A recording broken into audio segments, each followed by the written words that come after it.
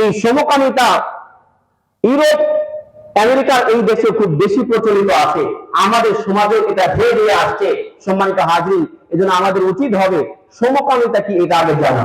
সমকামিতা হচ্ছে মেয়ে মেয়ের সাথে জেনা করা, জোরে কান নাউজুবিল্লাহ, পুরুষ পুরুষের সাথে জেনা করা।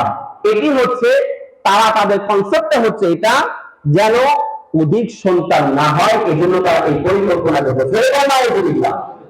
সমকামিতা ধীরে ধীরে আমাদের সমাজের দিকে ধেয়ে আসছে।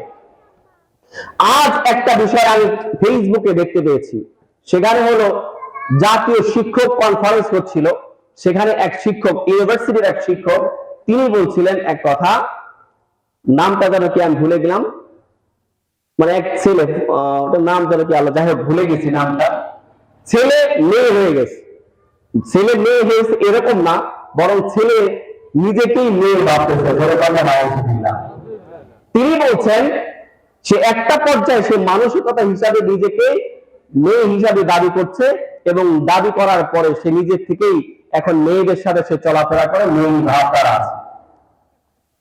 ওনার অভিজ্ঞতার আলোচিত কিছু কথা বলেছে, না বলতে পারছি না, এটা আয়াতের সাথে মিলে যায়। উনি আমাদেরকে যে বিষয়টা বলেছেন, সম্মানিত হাজরিন, এই সমকামিতা ইউরোপ আমেরিকার এই দেশে খুব বেশি প্রচলিত আছে, আমাদের সমাজে এটা ধীরে ধীরে আসছে। সম্মানিত হাজরিন, এজন্য আমাদের উচিত হবে সমকামিতা কি এটা আগে জানা। সমকামিতা হচ্ছে মেয়ে মেয়ের সাথে জেনা করা, জোরে কান নাউজুবিল্লাহ, পুরুষ পুরুষের সাথে জেনা করা। এটি হচ্ছে তারা তাদের কনসেপ্টটা হচ্ছে এটা, যেন অধিক সন্তান না হয়, এজন্য তারা এই পরিকল্পনা করছে। জোরে কান নাউজুবিল্লাহ। অথচ বিশ্ব নবী রাসূল আকরাম সাল্লাল্লাহু আলাইহি ওয়াসাল্লাম তিনি বলেছেন, ওই সমস্ত স্ত্রীদেরকে, ওই সমস্ত মেয়েদেরকে তোমরা বিবাহ করো যারা অধিক সন্তান নিতে পছন্দ করে। কারণ রাসূল বলে, আমি কিয়ামতের দিন আমার বেশি উম্মত বলে আমি আল্লাহ তাআলার কাছে একটু প্রশংসা করব, আল্লাহ তাআলার কাছে আমি ফখর করতে চাই। অথচ আমাদের সমাজে সন্তান যাতে না হয়, মানুষ যাতে জন্ম না হয়, তারা এই সমকামিতার প্রচলন আমাদের সমাজে চালু করতে চায়। সম্মানিত হাজরিন, এই জন্য আমাদের উচিত হবে ফাহশা যত কাজ আছে সমস্ত কাজ থেকে নিজেকে বিরত রাখা। এই শিক্ষক তিনি বলতেছিলেন এমন যে তার কাছে কিছু ছাত্র পড়তো, সেই ছাত্রের কাছে এক ছাত্র আসতেন মেয়ের মতো, তিনি ধরে নিয়েছেন মেয়ে, তার সাথে যে কথা বলছে মেয়ের ভাষায় কথা বলছে। কিছুক্ষণ পরে ফিরে বললো, স্যার সবাই তো আমাকে মেয়ে ভাবে, আসলে আমি মেয়ে না, আমি ছেলে।